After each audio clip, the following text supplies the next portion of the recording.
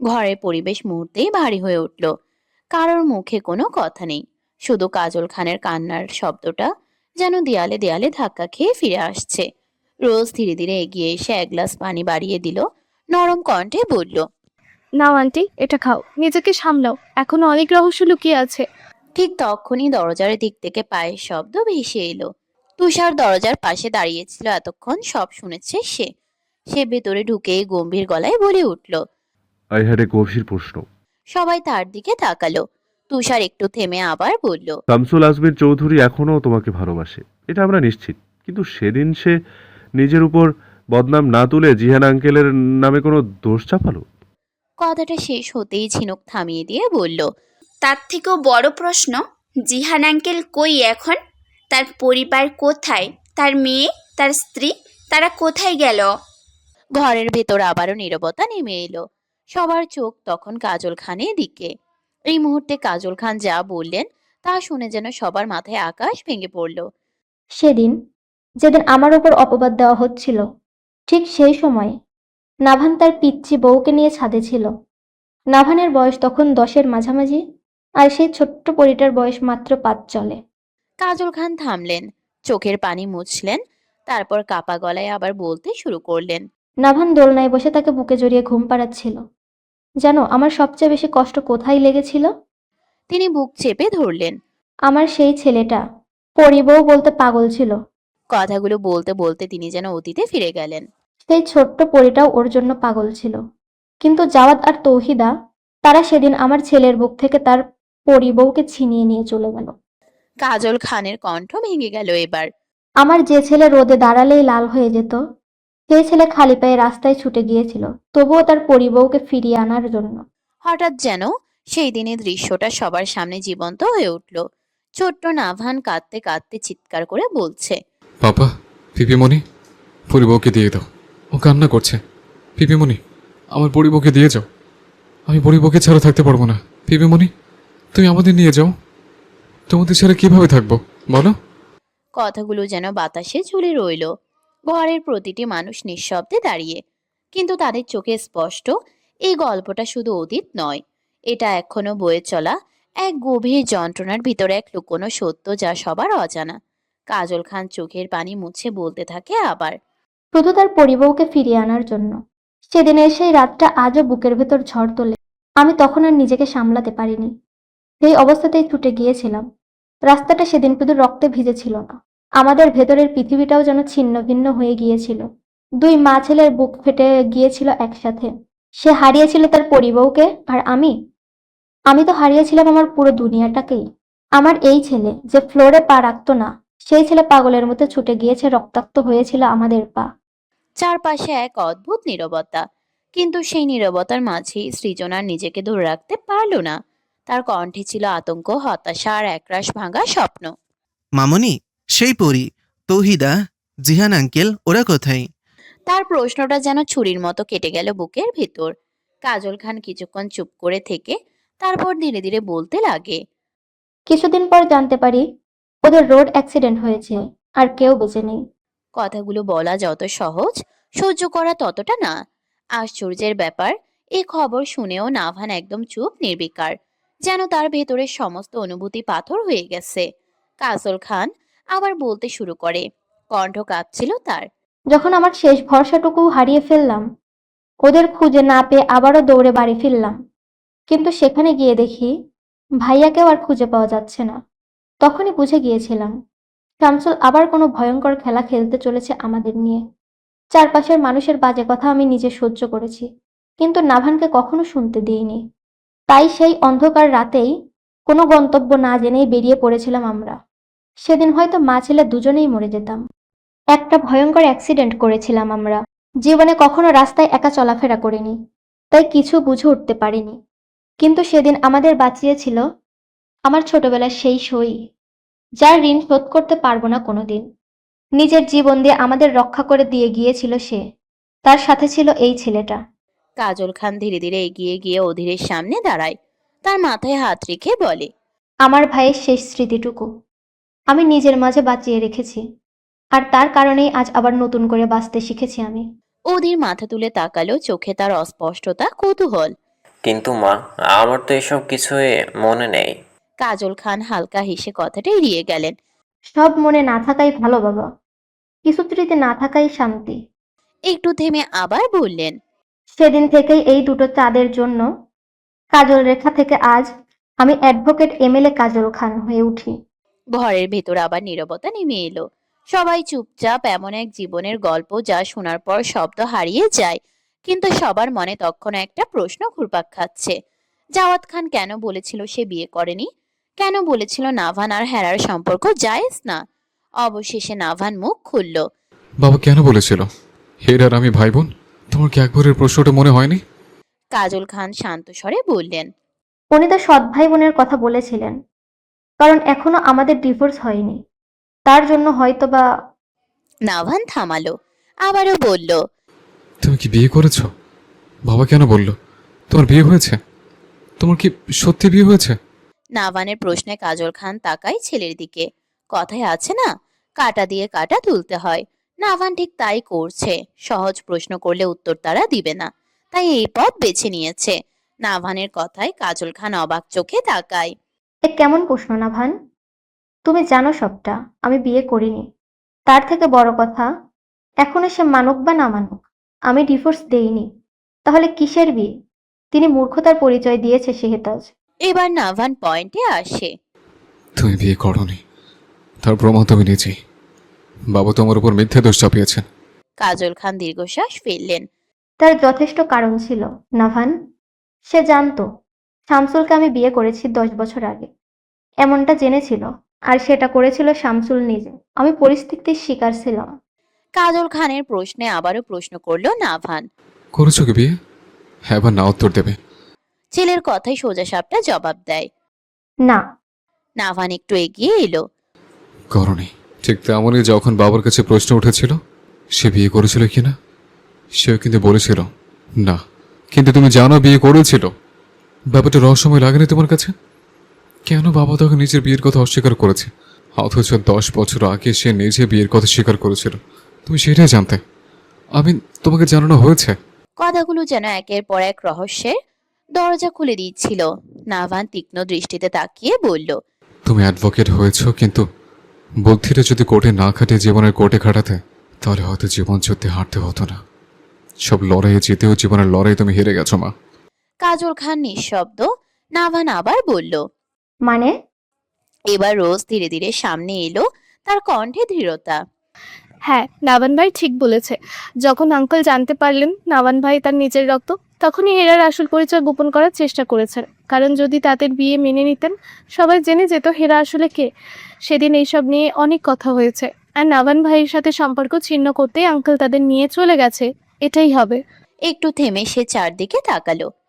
কিন্তু প্রশ্ন হলো, হেরার পরিচয় লুকাতে চাইছেন কেন আঙ্কেল?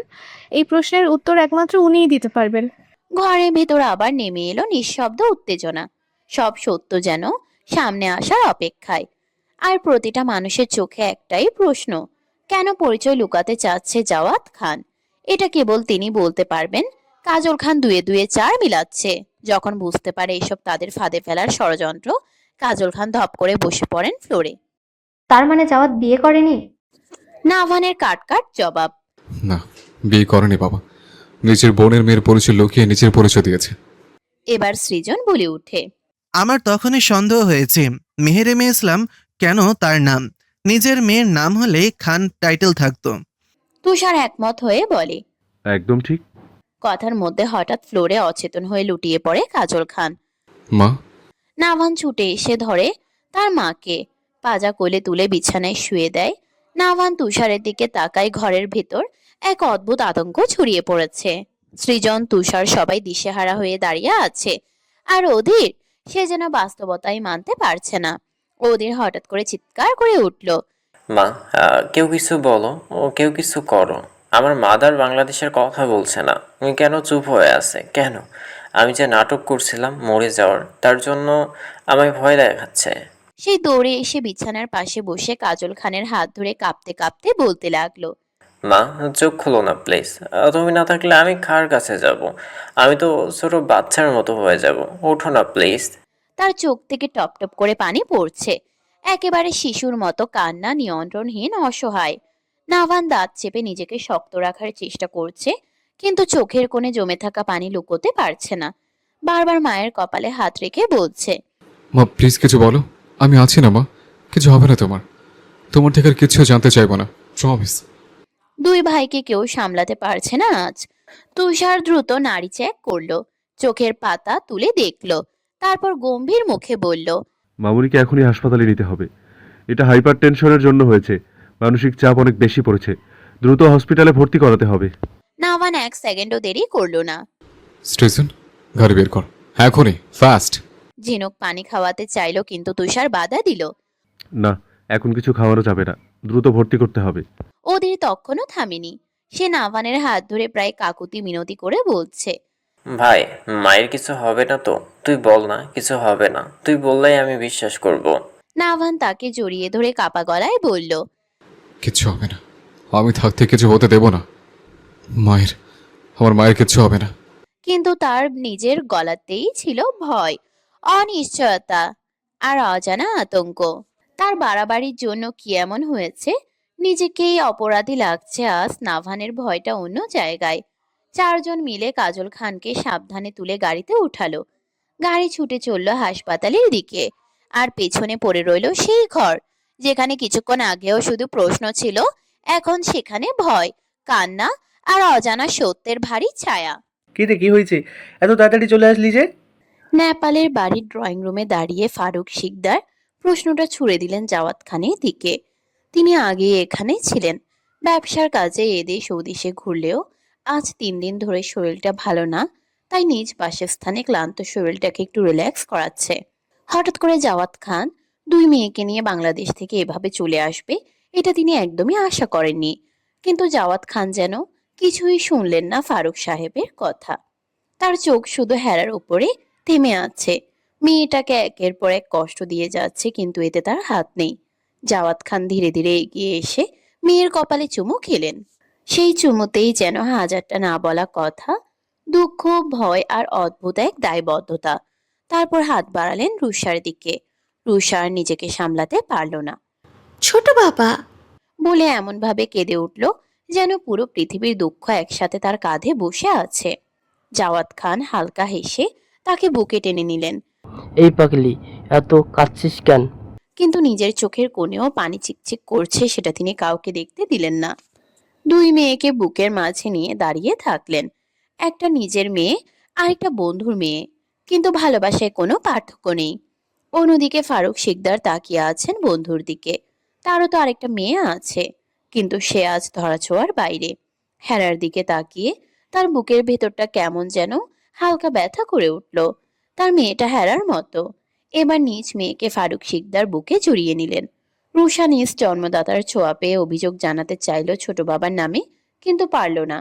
একটু আগে একটা আদর তাকে সব ভুলিয়ে দিয়েছে। হেরা ফারুক শিকদারকে বাবাই বলে ডাকে। ফারুক সাহেব মেয়েদের বুকে টেনে নেয়। হেরা এতক্ষণ চুপ ছিল, কিন্তু আজ তার ভেতরে সব জমে থাকা কথা একসাথে বের হতে চাইছে। যত অভিযোগ আছে হেরা দিতে চাইল ফারুক সাহেবের কাছে নিজের বাবার নামে। নাক টেনে চোখ মুছতে মুছতে বলল, বাবাই, তোমার বন্ধু আমাদের এভাবে হঠাৎ করে বাংলাদেশ থেকে নিয়ে এলো কেন? তোমার বন্ধুর সাথে জোর করে নিয়ে আসার কি দরকার ছিল? একটু থেমে আবার বলল, তার থেকে বড় কথা, তুমি আমার সত্যিটা জানতে, তাই না? ফারুক সাহেব ভ্রুকুচকে তাকালেন। কি সত্যি? এই প্রশ্নটাই যেন হেরার মাথা পুরো গরম করে দিল। সে কিছু বলতে যাবে, কিন্তু হঠাৎ থেমে গেল। কেন এত রাগ হচ্ছে তার সে নিজেও জানে না, শুধু বারবার একটা মুখ ভেসে উঠছে, নাভান। উফ, এই ছেলেটা না থাকলেও শান্তি নেই। হেরা মনে মনে বলে, এই লোকটা আমার লাইফে এসে ড্রামা বানিয়ে দিয়ে গেছে আমার লাইফটা পুরোই। যাকে অপছন্দ করে তার মুখটাই বারবার চোখে ভেসে ওঠে। তার মনে হচ্ছে নিজের একটা অংশ সে বাংলাদেশেই রেখে এসেছে, তার জন্য এত রাগ হচ্ছে। সে তো এই বিয়ে মানে না। জাওয়াত খান বিয়ে মানে না বলে এখানে নিয়ে এসেছে, যাতে নাভান ধরাছোঁয়ার বাহিরে থাকে। তার তো কোনো আক্ষেপ থাকার কথা না, কিন্তু তাও কেন মন শান্ত করতে পারছে না। সব গোলমাল লাগছে, কেন মনে হচ্ছে কিচ্ছু একটা হারাতে যাচ্ছে সে। আর রুষা, সে তো একেবারে সিনেমার হিরোইন মুডে, মনে মনে ভাবছে, আমি যদি উপন্যাসের নায়িকা হতাম এখনই ব্যাগ গুছিয়ে পালিয়ে যেতাম লাইভ টেলিকাস্টের কাছে, গিয়ে বলতাম টেক মি ব্যাক। কিন্তু বাস্তবতা ভিন্ন। তার বাবা আর সেই ভয়ঙ্কর ছোট বাবা, তাদের সামনে দাঁড়িয়ে ভালোবাসার কথা বলার মিশন ইম্পসিবল। হেরা হঠাৎ করেই রাগে বলে ফেলল, আমি তোমার বন্ধুর মেয়ে নই, আর সেটা তুমিও জানো বাবাই, তাই না? এতদিন লুকিয়েছিলে আমার থেকে দুজন। সত্যিটা কি জানার অধিকার নেই আমার? কি আমার মা বাবা, কি আমার আসল পরিচয়? আমি যদি বাংলাদেশ না যেতাম তোমরা কখনো আমায় জানতেই দিতে না। আমি কি কারো বৈধ নাকি অবৈধ সন্তান? বাবা কেন বলছো না? সমাজ যখন আমার পরিচয় জানতে চাইবে আমি কি বলবো? অবৈধ? আর বলা লাগবে না, এমনিতেই তকমা লেগে যায়। পুরো ঘর একদম চুপ। ফারুক শিকদার হতভম্ব, আর জাওয়াত খান, তার চোখ মুহূর্তেই লাল হয়ে গেল। আদরে আগলে রাখা মেয়েটাকে আজ প্রথমবারের মতো গায়ে হাত তুলল। ঠাস! হেরার পুরো কথা শেষ হবার আগেই ঠাস একটা জোরে থাপ্পড়। সবাই জমে গেল যেন বরফের মতো। হেরা কয়েক সেকেন্ড বোবা হয়ে দাঁড়িয়ে রইল। গালটা জ্বলছে, কিন্তু তার থেকে বেশি জ্বলছে তার ভেতরটা। মজার ব্যাপার হলো, এই রাগ করা, এই জেদ সবই কিন্তু সে শিখেছে নাভানের কাছ থেকে। আগে তো সে এত কিছু করতোই না। নাভানের কথা শোনাও তার ইগোর বিরুদ্ধে, তাই একটাও কথা শুনেনি।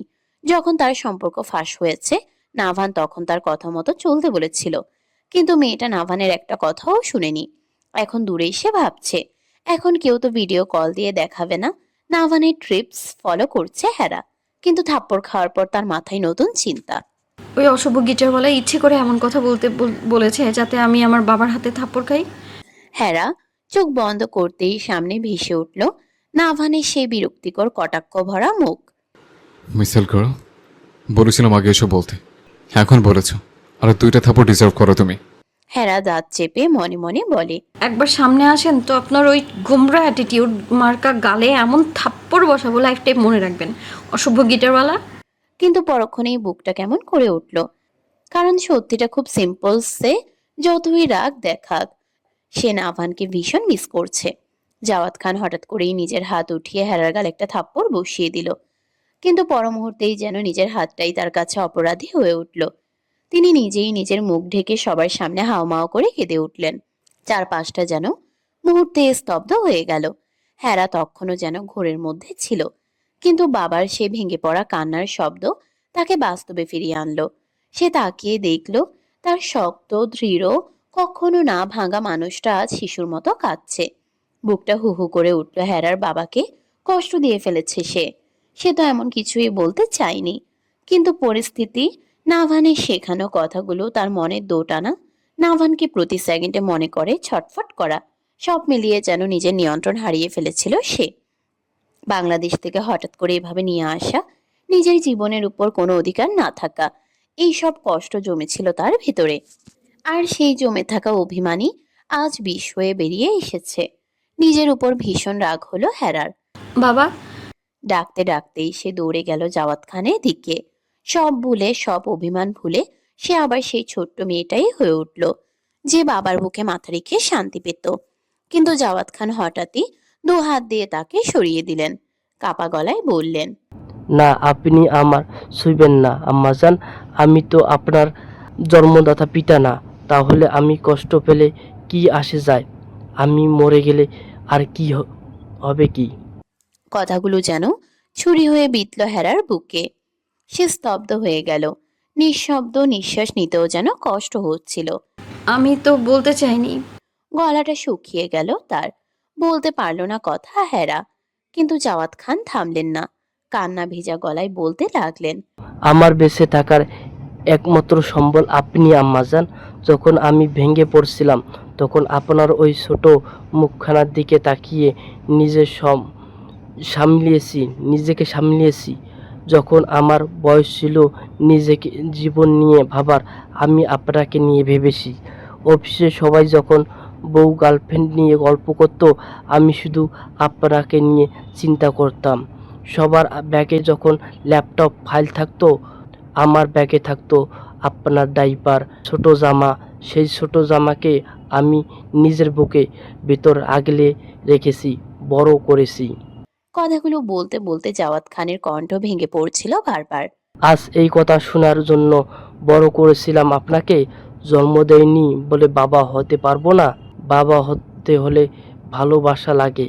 জন্ম দিলেই যদি বাবা হওয়া যেত তাহলে রাস্তার পাগলি পেটেও সন্তানও পরিচয় পেত জন্মদাতার। কিন্তু ঠিকই একজন না একজন তাদের নিয়ে গিয়ে নিজের সন্তানের পরিচয় মানুষ করেছে। সমাজের কাছে একটা প্রশ্ন রেখে যেতে চাই আমি। একজন মানুষ যদি সন্তান জন্ম না দেয় তবে কি সে কখনো পিতা হতে পারে না? পিতৃত্ব কি শুধু রক্তের সম্পর্কে সীমাবদ্ধ, নাকি ভালোবাসা, দায়িত্ব আর যত্ন একজন সত্যিকারের পিতা তৈরি হয়? আর যারা অর্থকৃত অবৈধ সন্তান নামে পরিচিত তাদের কোনো করা হয়, তাদের দোষটা কোথায়? জন্ম তো তাদের হাতে ছিল না। আসলে কোনো মানুষ অবৈধ হতে পারে না, পারে নাকি? আমাদের মানসিকতায় এখনো অবৈধতার ভয়। জাওয়াত খান হেরার দিকে তাকিয়ে আবারও বলে, আপনারা সমাজ এই প্রশ্নের উত্তর আমি দিয়ে যাচ্ছি আম্মাজান। পিতা হওয়া শুধু জন্ম দেওয়ার মধ্যে সীমাবদ্ধ নয়। যে মানুষ সন্তানের পাশে থাকে, তাকে আগলে রাখে, ভালোবাসা দায়িত্ব দিয়ে বড় করে, সেই মানুষটাই সত্যিকারের পিতা। রক্ত সম্পর্ক গড়ে ওঠে হৃদয়ের বন্ধনে, আর অবৈধ সন্তান বলে কিছু নেই। কোনো সন্তান নিজের ইচ্ছায় জন্ম নেয় না, তাই তার উপর অবৈধ তকমা চাপিয়ে দেওয়াটা অন্যায়। অবৈধ যদি কিছু থাকে সেটা মানুষের কাজ হতে পারে, কিন্তু কোনো মানুষ কখনো অবৈধ হতে পারে না। সমাজ সন্তানদের মধ্যে নয়, সমাজ আমাদের চিন্তাধারায়। আমরাই সমাজের বানাই, আবার আমরাই সমাজকে অমানবিক করে তুলি। আজ আমি আপনাকে আঘাত করতে চাইনি আম্মাজান, শুধু আপনার কথাগুলো আমার বুকে ছিন্ন বিচ্ছিন্ন করে দিয়েছে। কারণ এই পবিত্র মুখ থেকে এমন অপবিত্র কথা বের হবে কিভাবে? চারপাশে নিস্তব্ধতা। আসলেই জাওয়াত খানের কথা তো ঠিকই। আমাদের মন মানসিকতা ভালো না। নাম পরিচয়হীন মানুষ যদি খারাপ থাকে তাহলে আমাদের সমাজের মানুষ বলে, ইস কি কষ্ট। আবার সে মানুষটা যদি ভালোভাবে দিন কাটায় তো আমরাই বলি, ইস কি সুখ, আল্লাহ কি সুখ রেখেছে কপালে অবৈধ হবার পরেও। জাওয়াত খান কড়া গলায় বললেন, শুনে রাখুন, আপনার পরিচয় গোপন রাখতে হলে আমাকে যদি নিজের ছেলের সাথে বেইমানি করতে হয় আমি তাই করব। তবুও আপনার পরিচয় আমি লুকিয়ে রাখব। তাজ খান নাভান, সে আপনার রক্তে, সে নিজের, তাজ খান নাভান, সে আমার রক্ত, সে নিজেকে সামলায় নিতে পারবে। কিন্তু তার সাথে আপনার বিয়ে মানে একদিন সত্যি প্রকাশ পাবে, আর আমি সেটা দিব না। এটা আমার ওয়াদা। শেষ কথাটা বলার সময় তার গলায় অদ্ভুত দৃঢ়তা। আর একটা কথা, আমি আপনার জন্মদাতা পিতা না হতে পারি, কিন্তু আপনি আমার কলিজার টুকরা, আমার কলিজার বৈধ সন্তান। কথাগুলো বলে আর এক মুহূর্তও দাঁড়ালেন না, দ্রুত চলে গেলেন সেখান থেকে। হেরা দাঁড়িয়ে রইল পাথরের মতো। তার চোখ থেকে নিঃশব্দে টপ টপ করে পানি ঝরছে। মনে হচ্ছে নিজের অজান্তেই সে তার বাবাকে ভেঙে চুরমার করে দিয়েছে। হঠাৎ ধপ করে মাটিতে বসে পড়ল সে, মুখ ঢেকে কান্নায় ভেঙে পড়ল। আমি আমি আমি এসব বলতে চাইনি বাবা। আমি তোমায় কষ্ট দিতে চাইনি।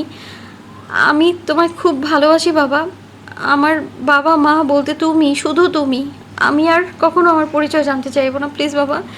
মাফ করে দাও আমায়, তুমি যেও না বাবা।